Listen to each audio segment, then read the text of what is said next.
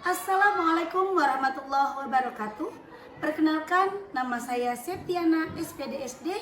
Saya calon guru penggerak angkatan 11 dari SD Negeri 3 Pasar Madang, Kabupaten Tanggamus. Dalam video kali ini saya akan menampilkan video aksi nyata saya bertema budaya positif. Selamat menyaksikan.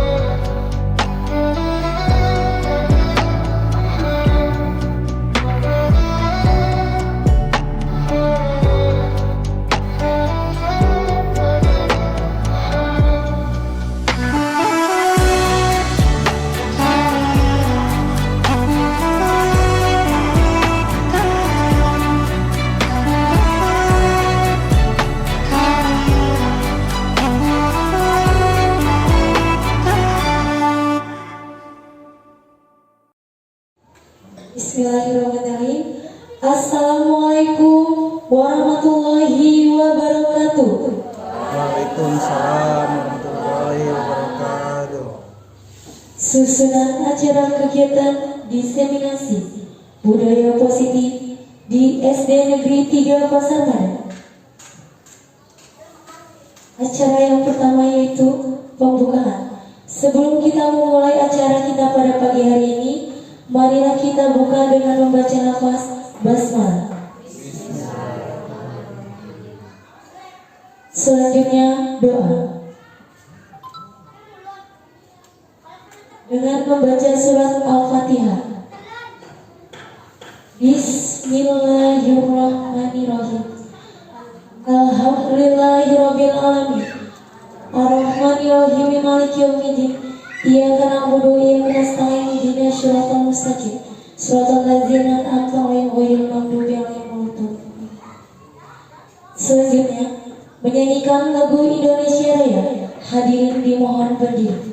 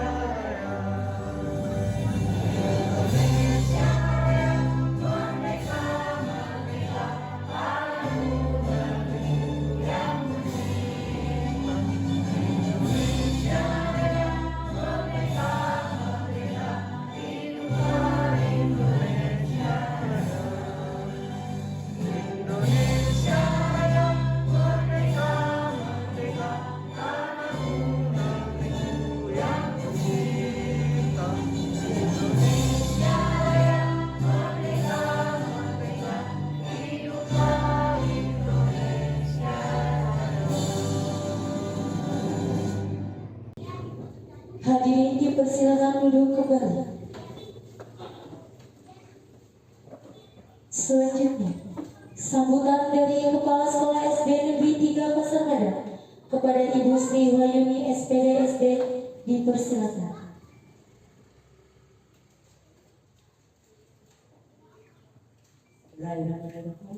Assalamualaikum warahmatullahi wabarakatuh.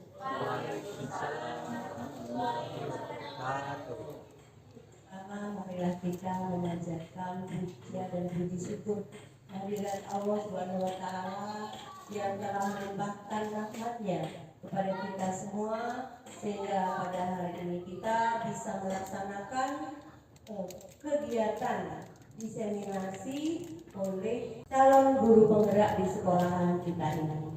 Tak lupa sholawat dan salam marilah kita sanjungkan kepada Nabi besar kita, Nabi Muhammad SAW, yang mudah-mudahan syafaatnya selalu kita dapatkan sampai di yaumil akhir nanti. Amin ya rabbal alamin. Ibu Septiana SPD, juga kepada Bapak Ibu semuanya, ya, Bapak Ibu Dewan Guru dan tenaga kependidikan di SD Negeri 3 Pasar Madan ini. Syukur alhamdulillah pada hari ini kita mengadakan kegiatan ini yang berjudul kegiatan kita diseminasi budaya positif. Diseminasi itu apa Bapak Ibu? Diseminasi itu penyebarluasan atau penyampaian suatu ide, gagasan, ya. Jadi pada hari ini Ibu Septiana SPD SD akan menyampaikan gagasannya kepada kita semua. Nah, harapannya kepada Bapak Ibu semuanya, nanti apa yang beliau paparkan itu bisa kita terapkan di sekolah kita ini demi kemajuan kita, ya.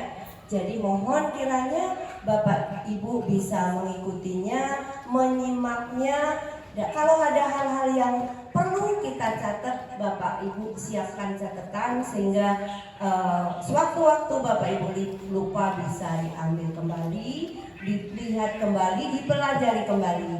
Dan syukur alhamdulillah juga di sekolah kita sudah ada calon guru penggerak ya. Jadi harapan saya ini bisa memotivasi kepada Bapak Ibu semuanya untuk nanti pada saat ada pembukaan pendaftaran kembali calon guru penggerak angkatan ke-12, Bapak Ibu berusahalah untuk mendaftarkan diri. Karena apa?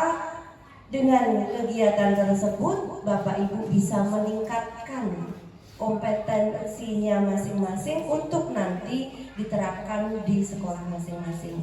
Dan ini merupakan tuntutan zaman ya.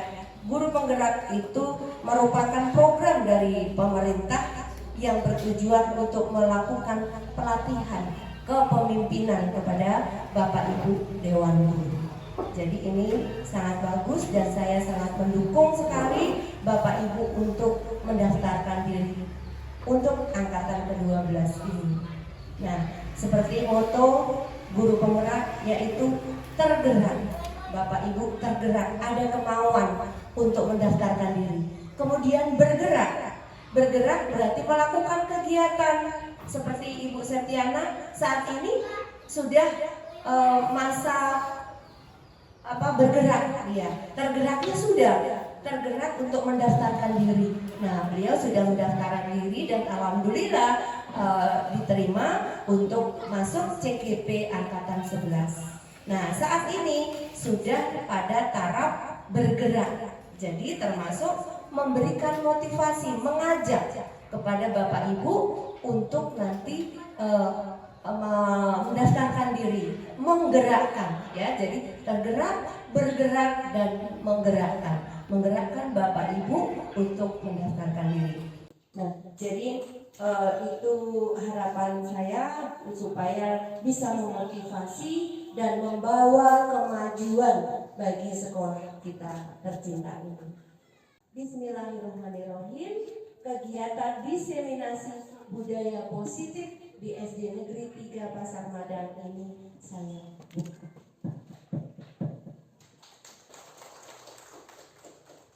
Terima kasih, saya akhiri. Wabillahi taufiq wal hidayah. Wassalamualaikum warahmatullahi wabarakatuh. Terima kasih kepada Ibu Sri Wahyuni SPDSD atas sambutannya. Selanjutnya, kegiatan inti yaitu pemaparan materi yang akan disampaikan oleh Ibu Septiana SPDSD. Kepadanya dipersilakan.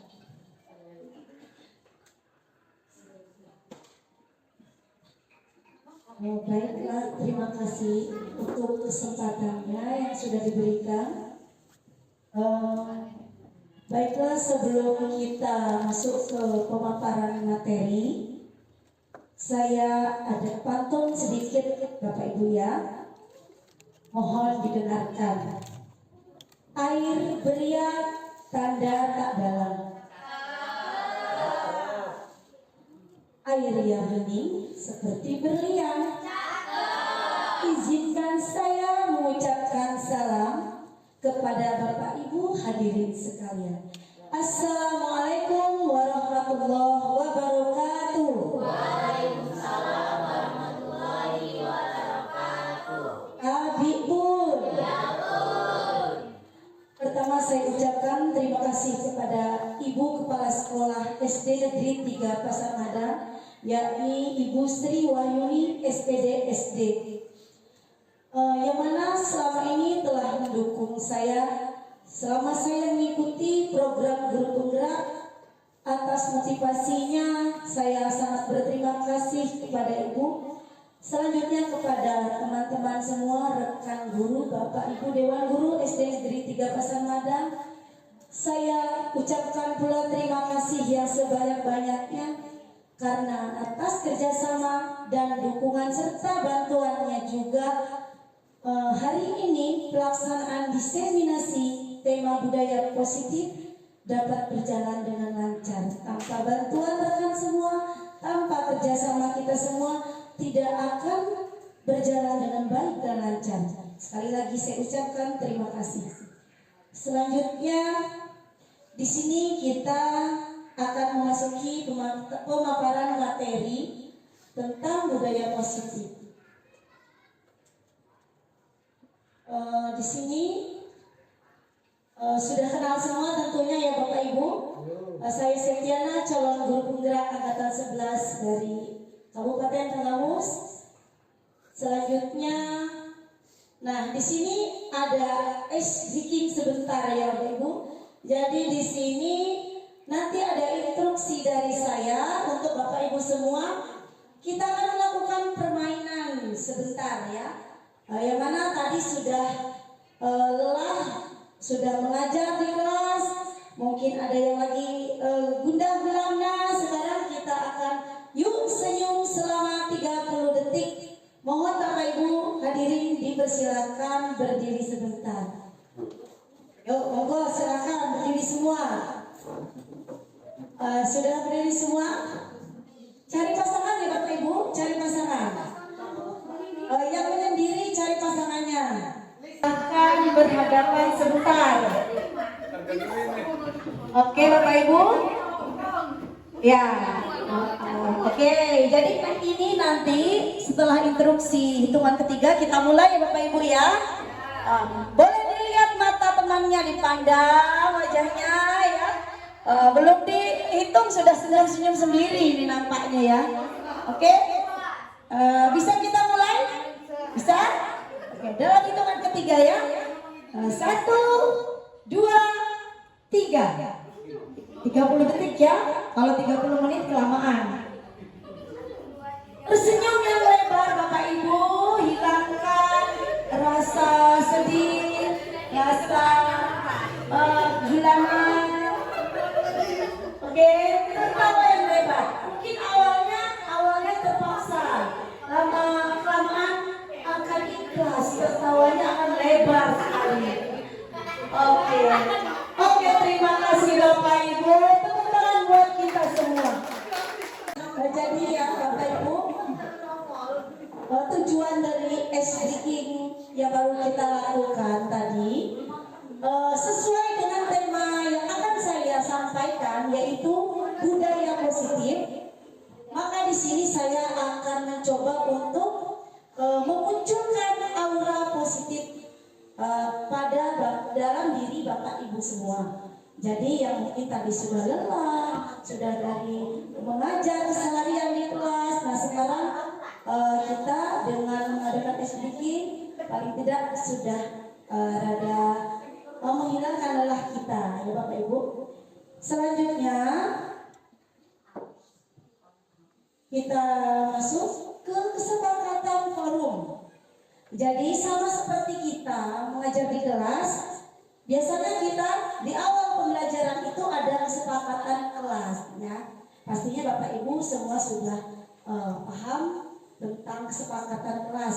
Nah, di sini kita akan membuat kesepakatan forum diseminasi tentunya. Di situ sudah ada pemantik ya Bapak Ibu. Jadi misalnya seperti menghargai siapapun, artinya nanti ketika ada yang menyampaikan pendapat kita bisa saling menerima, kemudian menjadi pendengar yang baik. Ketika ada yang menyampaikan pendapat kita mendengarkan, kemudian berpakaian yang rapi dan sopan, izin saat hendak keluar kelas. Jadi kalau mau keluar dipersilakan izin dulu, kemudian boleh makan dan minum, tapi dengan catatan tenang ya. Mungkin ada yang ditambahkan untuk kesepakatan kelas atau keyakinan kelas ini Bapak Ibu? Ada yang ditambahkan tentang keyakinan forum? Cukup? Oke, kita lanjut ya kalau cukup ya Bapak Ibu. Nah, di sini kita sudah memasuki tentang materi budaya positif. Yang mana seorang guru yang baik itu harus memiliki kemampuan dalam mewujudkan budaya positif di sekolah. Jadi untuk mewujudkan budaya positif di sekolah itu ada 6 aspek atau 6 konsep yang harus kita terapkan. Yang pertama yaitu disiplin positif, yang kedua motivasi perilaku, kemudian keyakinan sekolah atau kelas, kebutuhan dasar manusia, posisi kontrol, dan segitiga restitusi. Lanjut. Nah, di sini yang akan saya bahas yang pertama ini adalah tentang disiplin positif. Sebelum saya memaparkannya, Bapak Ibu mungkin ada yang sudah tahu apa itu disiplin, Bapak Ibu? Coba saya, Bu. Ya, boleh Ibu Rosia. Menurut saya, disiplin positif adalah perilaku baik yang diterapkan di sekolah. Oke, terima kasih tadi Bu Rosia sudah menyampaikan bahwa disiplin positif adalah perilaku baik yang diterapkan di sekolah. Oke, sudah betul ya Bu Rosia. Mungkin ada dari rekan guru yang lain yang ingin menyampaikan atau memberikan tanggapan? Apa itu disiplin? Kita selaku guru pastinya harus menerapkan yang namanya disiplin di sekolah, terutama terhadap anak didik kita. Ada yang bisa menambahkan Bapak Ibu? Cukup? Jadi disiplin positif merupakan suatu cara penerapan disiplin yang mengajarkan anak untuk bertanggung jawab, kemudian menumbuhkan kesadaran diri berdasarkan nilai kebajikan. Benar sekali tadi yang disampaikan oleh Ibu Rosia, di situ ada nilai kebajikan, kebaikan atau perilaku baik tadi itu sudah termasuk nilai kebajikan. Misalnya seperti bersalaman, kemudian berkata sopan, itu termasuk nilai kebajikan yang ada di sekolah kita. Menerapkan budaya 5S, senyum, salam, sapa, sampan, dan safur. Nah, seperti itu Bapak Ibu. Lanjutnya, disiplin positif juga lebih ke arah disiplin diri yang dapat mengontrol diri dalam melakukan segala tindakan. Next. Disiplin positif termasuk disiplin diri yang dapat membuat murid memahami dan menyadari berdasarkan motivasi internal, bukan akibat paksaan, pujian, ataupun hukuman. Misalkan di sini kita umpamakan murid kita, mereka berangkat ke sekolah itu berdasarkan motivasi apa? Apakah dari motivasi internal? Apakah ada motivasi yang lain, misalnya yang dari luar, motivasi yang itu eksternal? Nah, kita bisa lihat pada anak didik kita, ada yang mereka berangkat sekolah itu hanya karena paksaan. Oh, takut dimarahin orang tuanya kalau ke sekolah. Oh, takut di sekolah dimarahin gurunya kalau sampai tidak masuk. Seperti itu. Atau hanya mengharapkan pujian dari gurunya, misalkan. Oh, saya kalau nggak masuk sekolah, saya nggak dapat hadiah. Saya dijanjikan hadiah besok kalau saya rajin sekolah. Nah, itu berarti motivasi dari luar atau motivasi eksternal. Beda dengan yang pertama itu, kalau memang kesadaran diri, mereka bangun pagi, kemudian berpakaian rapi, berangkat ke sekolah, memang niat dari hati, berarti itu motivasi internal. Seperti itu Bapak Ibu. Selanjutnya, di sini pada nilai kebajikan tadi yang sudah kita bahas, itu tercover dalam 6 karakter profil pelajar Pancasila. Tentunya Bapak Ibu pasti sudah paham dan mengetahui apa saja 6 karakter yang terkandung di dalam profil pelajar Pancasila. Yang pertama yaitu beriman, bertakwa kepada Tuhan Yang Maha Esa dan berakhlak mulia. Yang kedua, mandiri, berkebinekaan global, bergotong royong, kreatif, bernalar kritis. Nah, ini dia keenam karakter yang tertuang di dalam profil pelajar Pancasila berkaitan dengan nilai kebajikan yang tadi sudah kita bahas. Selanjutnya, motivasi perilaku manusia. Pada motivasi perilaku manusia itu ada 3. Tadi juga sudah kita singgung sedikit. Yang pertama itu untuk menghindari ketidaknyamanan atau hukuman. Yang kedua untuk mendapatkan imbalan atau penghargaan tadi. Kemudian yang ketiga untuk menjadi orang yang mereka inginkan dan menghargai diri sendiri. Kira-kira Bapak Ibu untuk yang paling atas itu masuk ke motivasi internal atau eksternal?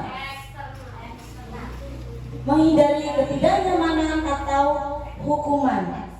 Eksternal ya Bapak Ibu, karena itu berasal dari luar, motivasi dari luar diri. Kemudian yang kedua untuk mendapatkan imbalan, itu motivasi apa Bapak Ibu? Eksternal juga ya, karena itu dia juga mengharapkan sesuatu yang diberikan orang. Nah, kemudian yang paling bawah untuk menjadi orang yang mereka inginkan, menghargai diri sendiri. Internal, hebat semua Bapak Ibu ya.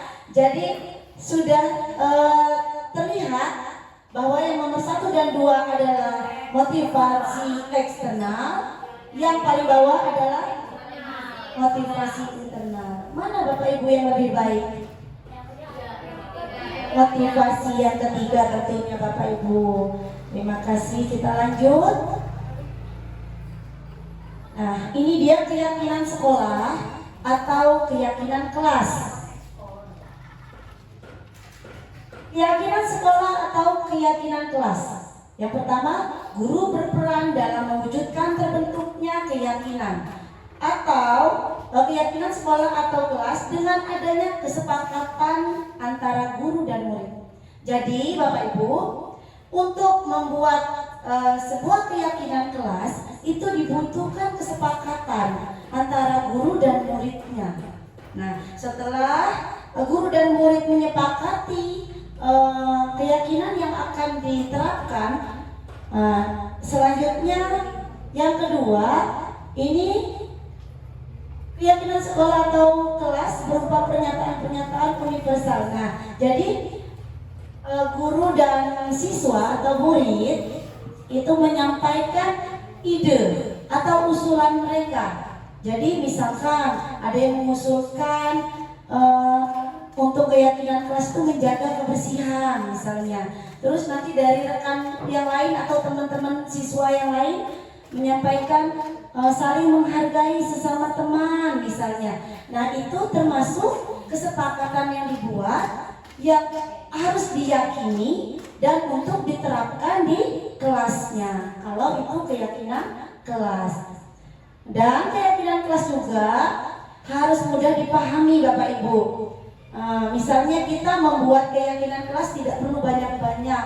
Misalnya 3 atau 4. Yang penting mudah diingat oleh murid dan mudah untuk diterapkan. Selanjutnya, ini dia ada beberapa contoh dari keyakinan sekolah atau keyakinan kelas. Bisa Bapak Ibu lihat ya. Mungkin di kelas Bapak Ibu sudah menempel semua ya. Sudah ada belum Bapak Ibu? Sudah ada, bagus. Selanjutnya, oke, kita lanjut ke aspek yang selanjutnya yaitu kebutuhan dasar manusia. Ketika seorang murid melakukan suatu perbuatan yang bertentangan dengan nilai-nilai kebajikan atau melanggar peraturan, hal itu sebenarnya dikarenakan mereka gagal memenuhi kebutuhan dasar mereka. Kebutuhan dasar manusia yang pertama yaitu untuk bertahan hidup, yang kedua kasih sayang dan rasa diterima, yang ketiga penguasaan, yang keempat kebebasan, dan yang kelima kesenangan. Nah, di sini ada studi kasus. Kita baca sebentar ya Bapak Ibu. Ibu Susanti, guru wali kelas 4A, sedang bingung menghadapi ulah salah satu murid di kelasnya, Tommy. Beberapa anak telah mengeluhkan Tommy yang sering meminta bekal makan siang mereka dengan paksa. Jika Anda menghadapi situasi seperti Ibu Susanti, apa yang akan Anda lakukan? Menurut Anda, kira-kira apa alasan Doni melakukan itu? Ada yang bisa menganalisis dari studi kasus ini Bapak Ibu? Kira-kira alasan apa? Menurut Anda kira-kira apa alasan Doni melakukan hal itu? Ya, Ibu Eka silakan. Boleh, silakan.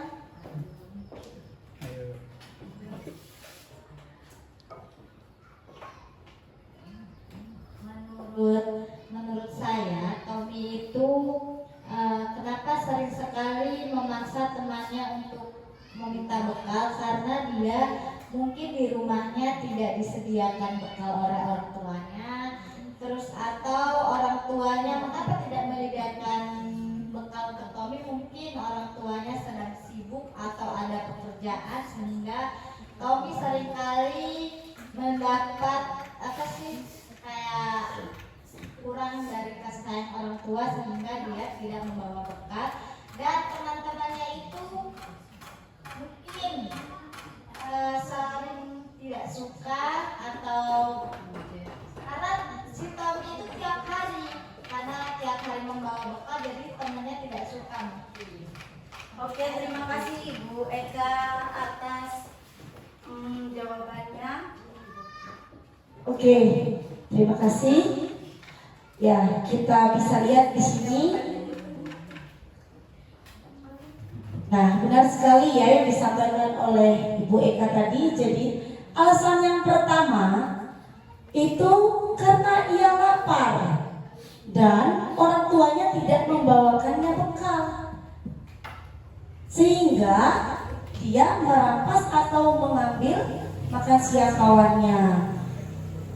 Nah, maka kebutuhan dasar yang sedang dipenuhi oleh Tommy adalah kebutuhan untuk bertahan hidup.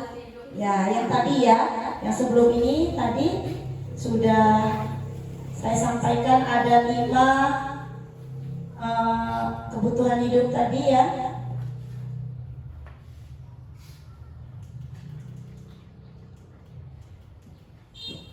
Oke, ini tadi ya kebutuhan dasar manusia tadi. Nah, berarti tadi kebutuhan dasar yang pertama bertahan hidup, kasih sayang, penguasaan, kebebasan, dan kesenangan. Nah, jadi tadi karena Tommy merampas makanan tadi, itu masuk alasan yang pertama, dia kebutuhan bertahan hidupnya tidak terpenuhi. Dia tidak dibawakan bekal. Nah, kebutuhan untuk bertahan hidup atau survival. Selanjutnya alasan yang kedua, karena dia merasa senang temannya jadi memperhatikan dia. Ketika temannya melaporkan tindakannya itu pada gurunya dan gurunya memberitahu orang tuanya, sehingga orang tuanya jadi memperhatikan dia, maka kebutuhan dasar yang sedang dipenuhi Tommy adalah kebutuhan akan rasa kasih sayang atau rasa diterima. Selanjutnya, alasan yang ketiga, karena temannya jadi takut dengan dia, kemudian menuruti keinginan Tommy, maka sebetulnya Tommy sedang berusaha memenuhi kebutuhan dasar yaitu kekuasaan. Nah, selanjutnya, alasan yang keempat, karena dia merasa bosan dengan bekal makanan yang dibawakan ibunya, kemudian membawakan bekal, ibunya selalu membawakan bekal yang sama. Oleh karena itu, dia ingin mencoba makanan teman-temannya yang beraneka ragam. Maka di sini Tommy sedang berusaha memenuhi kebutuhannya, yaitu kebebasan. Dia bosan dengan makanan yang dibawakan ibunya itu saja, sehingga dia berkelana mencari makanan dari kawan-kawannya. Ya, lanjut ya. Nanti setelah ini ada sesi tanya jawab lagi. Alasan yang kelima, ia melakukan itu karena iseng. Dan ia menikmati ekspresi wajah teman-temannya yang sedang kesal karena diambil makanannya dan menuruti dia. Ekspresi teman-temannya itu menurut dia lucu. Maka berarti Tommy di sini sedang berusaha memenuhi kebutuhannya, yaitu kesenangan. Dia dengan demikian dia merasa senang, puas hati dia, ya, melihat kawan-kawannya itu kesal. Nah, itu tadi kelima alasan perilaku Tommy yang merapas bekal makanan temannya. Nah, selanjutnya ini ada posisi kontrol restitusi. Nah, di sini ada 5 posisi. Yang pertama itu posisi sebagai penghukum, kedua posisi sebagai pembuat merasa bersalah, ketiga sebagai teman, keempat sebagai pemantau, dan kelima sebagai manajer.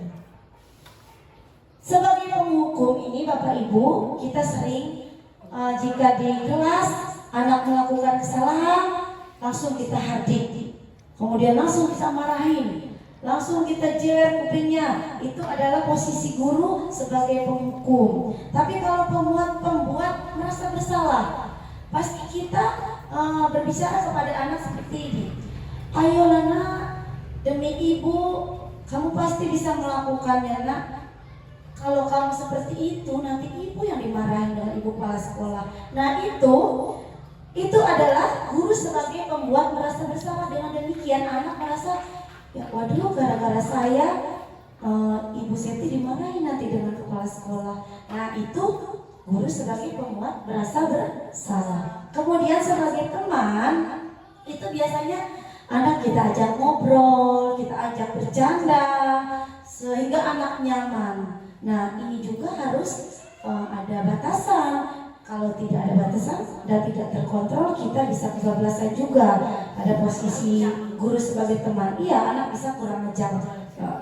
Selanjutnya guru sebagai pemantau. Jadi guru sebagai pemantau ini kita hanya bisa mengatur anak seperti itu. Kita bisa menyuruh anak, bisa menunjuk anak, tanpa kita tidak bisa mencontohkan kepada anak. Itu guru sebagai pemantau. Selanjutnya guru sebagai manajer. Nah, di sini guru sebagai manajer timbul rasa kepemimpinan kita. Ya, kepemimpinan kita di sini bukan hanya sebagai guru. Artinya di sini kita merasa sebagai orang tua. Kemudian kita mendidik anak, menuntun anak, membuat anak merasa sadar dengan sikap atau perbuatannya yang kurang baik. Nah, tugas kita sebagai guru di sini menuntun. Nah, itu guru sebagai manajer. Dari kelima tadi, Bapak Ibu, kira-kira posisi kontrol yang mana yang paling baik? Apakah pemantau kah? Teman? Posisi manajer? Posisi merasa bersalah? Jadi yang mana tadi Bapak Ibu? Menurut Bapak Ibu yang sudah tepat? Nah ini tadi, guru sebagai penghukum, sebagai pembuat merasa bersalah, teman, pemantau, atau manajer? Kalau saya, pendapat saya sih, saya setujunya guru sebagai teman, tapi kita yang benar kata itu tadi ada batasannya. Ya, betul sekali. Saya contohnya guru sebagai teman. Jadi anak itu lebih dekat ke kita, tidak merasa takut. Jadi keluh kesah mereka kita tampung, dia curhat sama kita, tapi kita harus ada batasan. Oke. Contohnya seperti itu. Oke, terima kasih, benar sekali. Pendapat dari Ibu Nana bahwa guru sebagai teman, dengan sebagai teman dapat merangkul anak, ya. Nah, cuma di sini kita lihat penjelasannya agar teman-teman bisa lebih memahami. Nah, di sini posisi kontrol restitusi Di antara kelima posisi kontrol tersebut, sebaiknya seorang guru menggunakan posisi kontrol sebagai manajer. Artinya, dari kelima itu bukannya tidak boleh dilakukan. Pasti kita sebagai guru pernah, bahkan sering mungkin ya Bapak Ibu, melakukan yang namanya menghukum, kemudian membuat anak merasa bersalah. Itu pasti pernah kita lakukan di kelas terhadap murid. Cuma di sini yang lebih dianjurkan itu adalah posisi kontrol sebagai manajer, yang mana di sini anak kita bimbing, kita tuntun, sehingga anak bisa ada kesadaran diri dari dalam diri anak untuk merubah perilakunya seperti itu. Nah, selanjutnya sebagai manajer, guru dapat berbuat sesuatu bersama murid, mempersilahkan murid bertanggung jawab dan mendukung murid agar dapat menemukan solusi. Nah, di sini ketika anak melakukan sebuah kesalahan, jadi kita tidak seketika memarahi anak. Misal pada kasus Torikin, pada kasus Torikin ini dia tidak mengikuti upacara, sehingga saya memanggil Torikin untuk ke ruangan kantor dan saya mempertanyakan kepada Torikin alasan kenapa dia tidak mengikuti upacara, mengapa dia datang terlambat. Kita tanya dari awal, pasti dia akan bercerita. Ya, kita tanya alasannya dulu. Jadi tidak semena-mena kita langsung memarahi dia, kemudian kita langsung kasih hukuman. Itu akan membuat efek jerah Bapak Ibu. Jadi akan dia ingat sampai kelak dia dewasa nanti. Oke, posisi kontrol masih posisi kontrol restitusi ya Bapak Ibu. Selain itu, posisi manajer mengacu pada restitusi yang dapat menjadikan murid sebagai manajer bagi dirinya sendiri, sehingga dapat tercipta identitas positif pada diri murid. Seperti ini kemarin kasus Asila, yang mana pekerjaan di kelasnya, hasil kerjaannya dicontek oleh kawannya.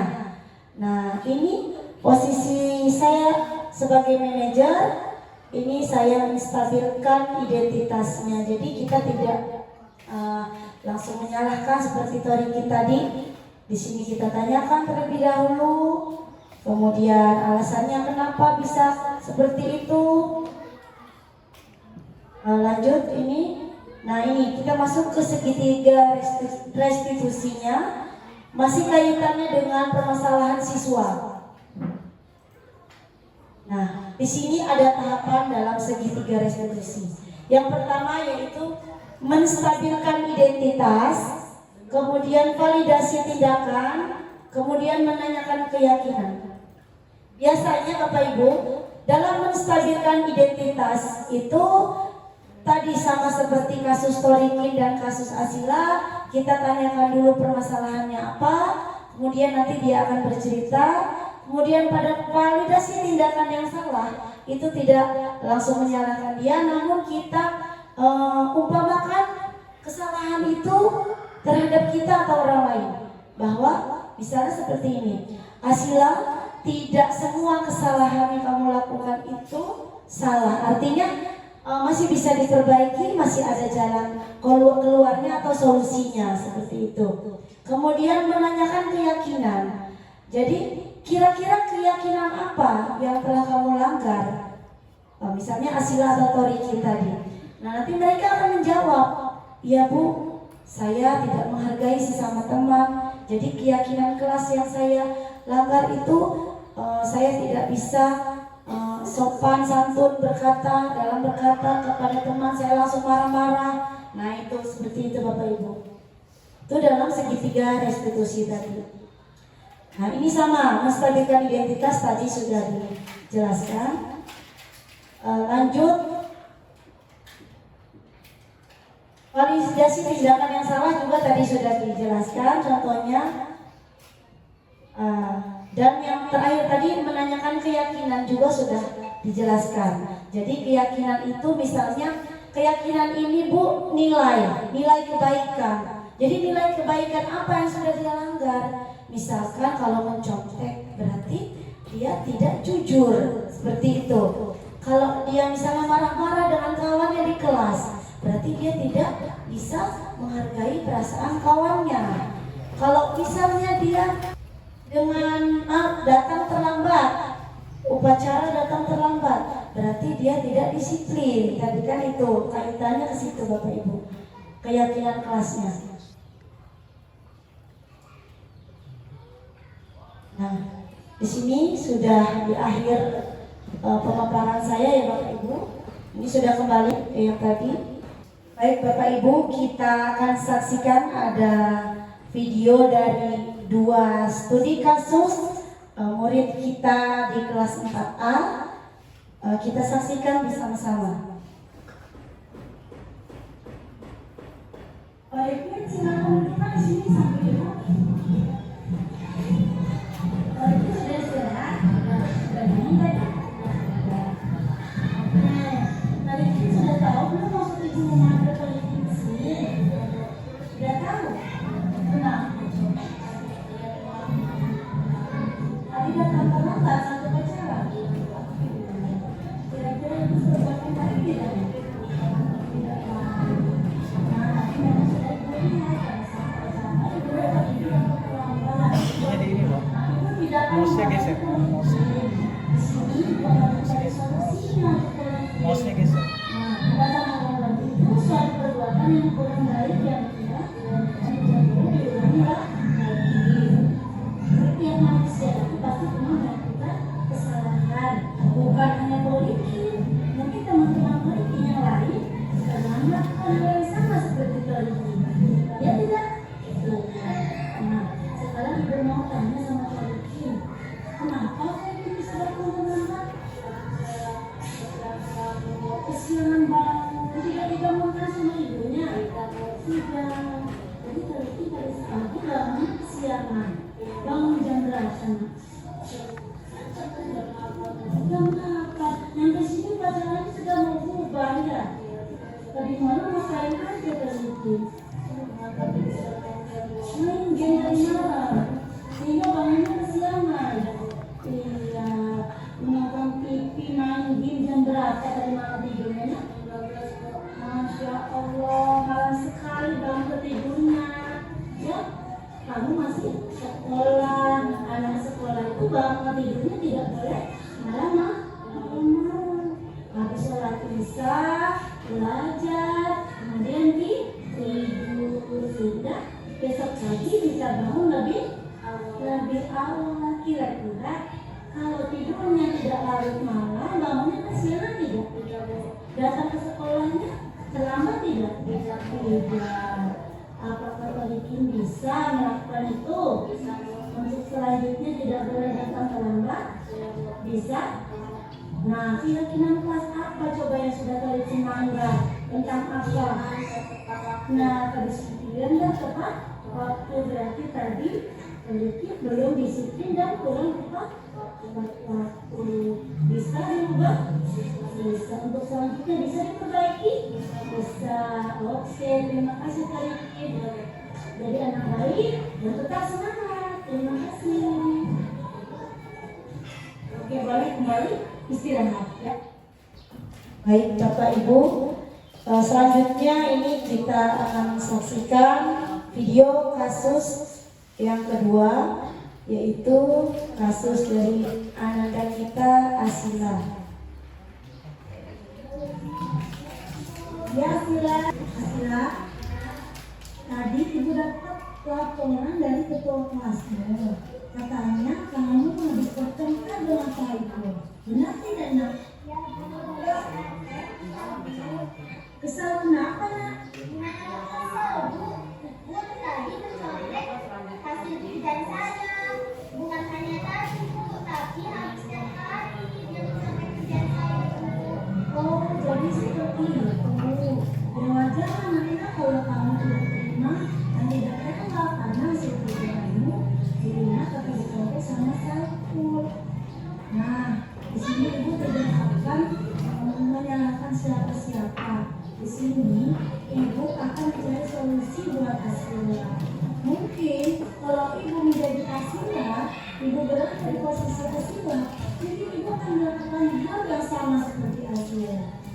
Nah, lalu Asila melakukan apa terhadap saya itu tadi? Saya marah-marah sama saya. Saya menghakimi dia.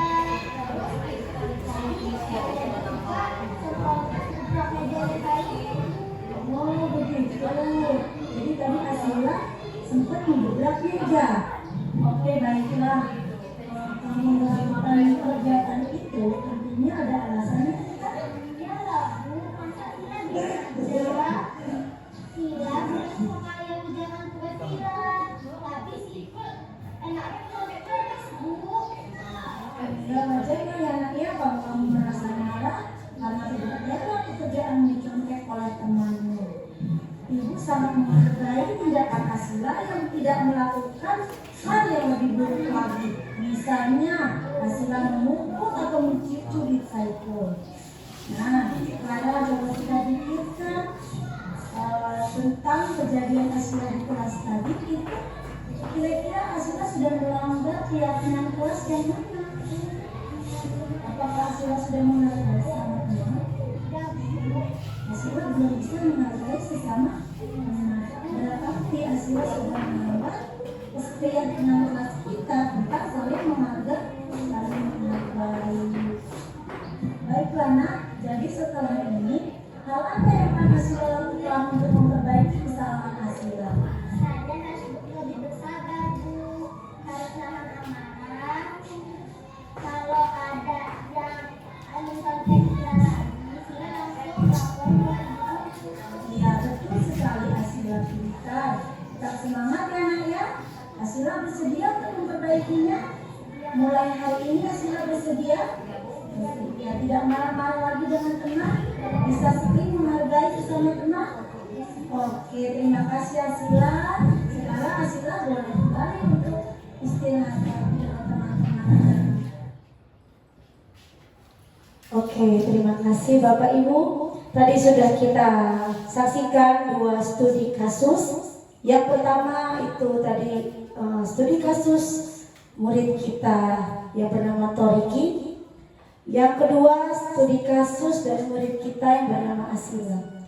Jadi di sini saya sebagai posisi manajer, saya memanggil kedua anak yang melakukan kasus dengan memperlakukannya dengan baik, ya. Jadi tidak dimarahi atau kita tidak menghardik atau menghukum.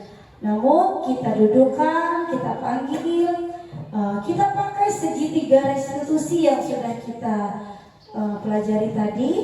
Yang pertama itu tadi menstabilkan identitas, kemudian validasi tindakan yang salah, kemudian yang terakhir keyakinan kelas. Dengan menerapkan segitiga restitusi tadi, mudah-mudahan anak kita akan menurut terhadap kita. Jadi kalau kita keras, pasti murid kita akan lebih keras lagi. Anak zaman sekarang, ya, kalau kita keraskan, pasti dia akan lebih melawan, ya. Nah, itu tadi materi yang dapat saya sampaikan. Mungkin sebelum ditutup ada yang ingin ditanyakan oleh Bapak Ibu semua, kami persilakan.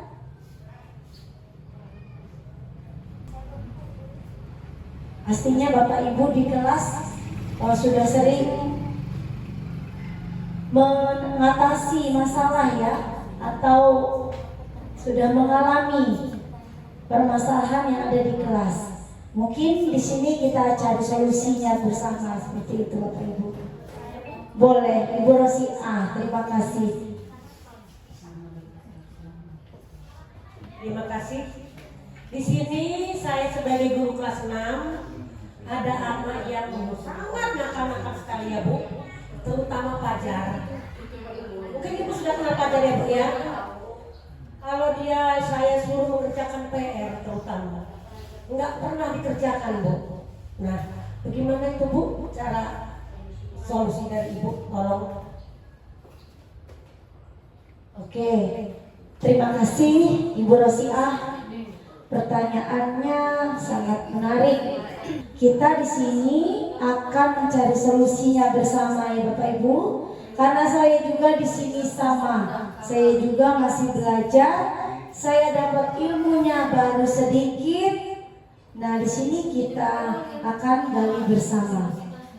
Nah, untuk Fajar yang tidak pernah mengerjakan tugas itu pertama langkah awal Ibu Rosia bisa memanggilnya, ya, tanpa ada kawan-kawan yang lain. Artinya hanya berdua saja, ya. Panggil ke ruangan yang tidak ada siapapun, berbicara dari hati ke hati antara ibu dan murid, ya. Kemudian ibu tanyakan apa penyebabnya, mengapa Fajar tidak mengerjakan tugas, itu pasti ada alasannya. Nah, nanti dia akan bercerita. Misalnya dia bercerita nggak bisa Bu. Nah, ya kan? Yang kedua adalah jawabannya males Bu. Kemudian lagi misalkan kayak mana mau ngerjain Bu, kitabnya aja nggak punya Bu. Nah, pasti banyak faktor, ya kan Bu ya. Nah, kemudian dukungan orang tua yang kurang. Boro-boro mau ngerjain PR, emaknya pulang maghrib, berangkat pagi jual ikan. Mohon maaf ya, misalnya kan di sini mayoritas nelayan. Nah, itu bisa jadi faktor juga. Tidak adanya perhatian orang tua sehingga anak tidak mengerjakan PR. Nah, tindakan ibu sebagai guru kelas yang baik yaitu adalah posisi manajer tadi. Ibu panggil, ibu kasih tahu perlahan-lahan, kemudian ibu tanya alasannya. Dari situ tindakan dia jangan ibu salahkan. Maksudnya ibu jangan langsung mengejek itu salah, kamu nggak boleh kayak gitu, terus kasih hukuman, itu nggak boleh ya, karena itu akan bikin anak menjadi down ya, anak akan kapok, akan jerah ya. Kalau dia udah kapok, udah jerah, nanti sampai dia dewasa, dia akan beranggapan dia itu selamanya salah gitu. Dia mengecap dirinya itu, saya ini salah, saya ini orang nggak baik, saya ini orang buruk. Jadi sampai kelak dia dewasa akan selamanya seperti itu Bu. Nah, jadi mungkin ada solusi yang lain dengan cara seperti tadi, menerapkan segitiga restitusi tadi. Kemudian kita kasih penguatan Bu. Kita tanya keyakinan kelas apa ini Fajar yang sudah Fajar langgar.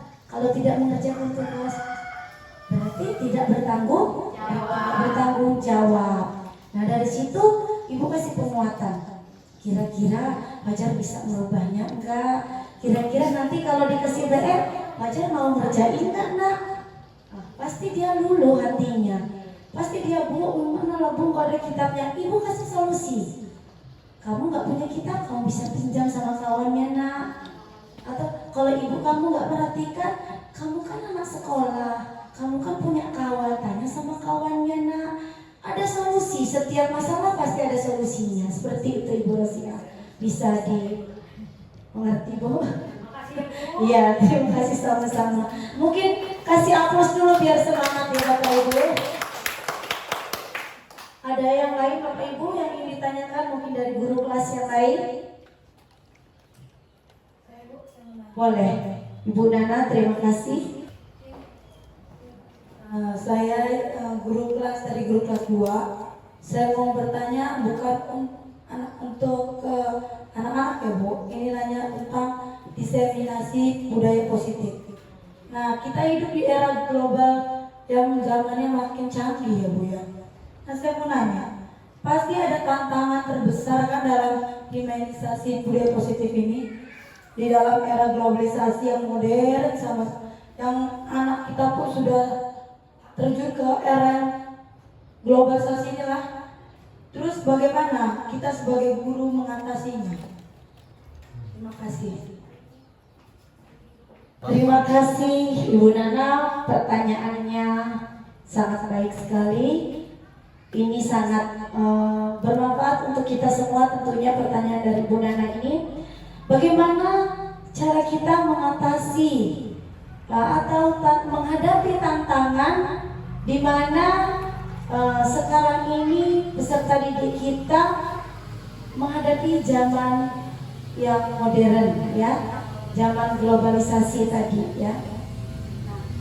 Kalau menurut saya tentunya Ibu, itu dari gurunya dulu ya Bapak Ibu ya. Dari gurunya kita juga harus memiliki potensi yang baik, tentunya di bidang IT juga ya. Karena zaman sekarang dikit-dikit kita menggunakan laptop atau Android ya. Kadang di kelas juga kita menuntut untuk menggunakan Android, komputer, laptop. Nah, kalau dari gurunya tidak menguasai, mungkin untuk menerapkan ke anak juga akan sulit. Nah, itu tadi dari kitanya dulu terlebih dahulu.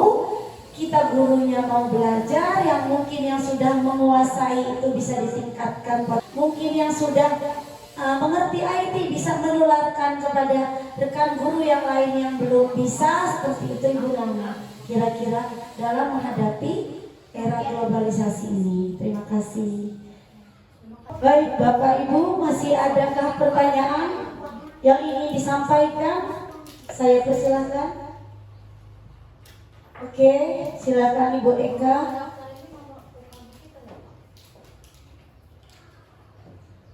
Baik, terima kasih Bu Septi untuk pertanyaannya. Di sini saya mau nanya, saya guru kelas 1. Saya mau nanya untuk mengatasi anak yang malas nulis nih. Contohnya kayak suruh nulis, udah dikeluarin bukunya, udah dituntun, terus udah itu ditinggalin sebentar, masukin lagi dalam tas buku. Jadi dia itu jarang banget mau nulis. Cara mengatasinya seperti apa Bu? Terima kasih. Oke, terima kasih Ibu Eka atas pertanyaannya. Itu tadi kasus pada kelas 1 yang malas menulis. Nah, di sini kita perlu pertanyakan dulu.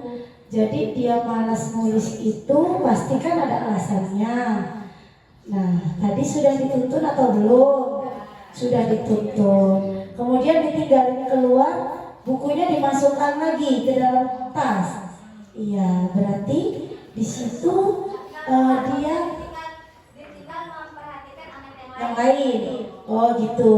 Jadi ketika si guru pergi ke tempat yang lain atau menemui siswa yang lain, itu anak bukunya dimasukkan lagi ke dalam tas. Nah, itu kalau saya rasa dia itu sedang memenuhi kebutuhan kasih sayang dan rasa ingin diterima. Karena dia pinginnya dia diperhatikan. Selama ibu di samping dia, dia pasti mau nulis kan. Ketika ibu pergi bergeser sedikit, dia dimasukkan bukunya. Jadi dia pengen perhatian Bu, pengen rasa peduli yang lebih terhadap dia. Itu ada faktor juga mungkin dari rumah dia kurang perhatian dari orang tuanya seperti itu. Tapi dia bisa nggak sebenarnya nulis? Memang sudah si anak memang sudah bisa menulis. Sudah. Berarti itu bukan faktor tidak bisa. Berarti dia faktor malas. Nah, bisa jadi faktor selanjutnya juga itu. Bisa jadi juga itu pening duluan anak melihatnya. Nah itu satu papan tulis. Nah, keluar. Gak bisa dia mau nulis satu kalimat aja dia lama, apalagi mau satu papan tulis. Oke, jadi solusinya untuk murid kelasnya Bu Eka, murid kelas 1 mungkin tadi bisa diperhatikan, kasih perhatian yang lebih, kemudian kasih penugasan yang sewajarnya. Jadi artinya sesuai dengan kemampuan anak. Nah, jangan terlalu berlebih. Ya, itu saja mungkin Ibu Eka. Terima kasih. Oke, Ibu, Bapak semua, sebelum kita tutup, kita bersama-sama menyanyikan lagu Pelajar Pancasila, bisa tidak? Bisa? Oh, bisa. Hebat semua. Coba kita berdiri dulu sebentar biar enggak ngantuk. Yo, berdiri semua Bapak Ibu. Kita menyanyikan lagu Pelajar Pancasila. Ya? Bisa dimulai? 1, 2, 3. Pelajar Pancasila. dan bertakwa pada Tuhan Yang Esa, dan berakhlak mulia, berkebinekaan global, gotong royong mandiri, kreatif dan bernalar kritis. Oke, terima kasih, tepuk tangan buat kita semua. Luar biasa. Demikian Bapak Ibu pemaparan tema budaya positif dari saya. Semoga dapat bermanfaat untuk kita semua dan tentunya dapat kita terapkan di sekolah tercinta kita ini. Demikian saya akhiri. Wassalamualaikum warahmatullahi wabarakatuh.